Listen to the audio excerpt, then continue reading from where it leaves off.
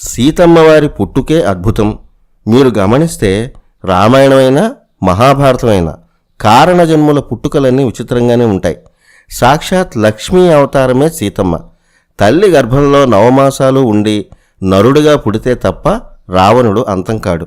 అందువల్ల విష్ణువు రాముడిగా కౌసల్యకు పుట్టాడు. సీతమ్మకు 9 మాసాలు గర్భంలో ఉండాల్సిన అవసరం లేదు కదా. అందుకే నేరుగా ఓ చక్కని పాపగా ఒక పెట్టెలో భూదేవి గర్భంలో ఉంది. తల్లి గర్భం నుంచి పుట్టలేదు కాబట్టే సీతమ్మను అయోనిజ అంటారు. మిథిలా రాజ్యానికి మహారాజు జనకుడు. ఏదైనా యజ్ఞం చేసే ముందు భూమిని దున్నాల్సి ఉంటుంది.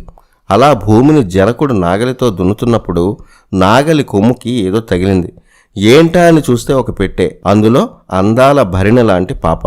నాగేటి చాలుని సీత అంటారు. పొలంలో దొరికింది కాబట్టి ఆమెకు సీత అని పేరు పెట్టాడు జనకుడు.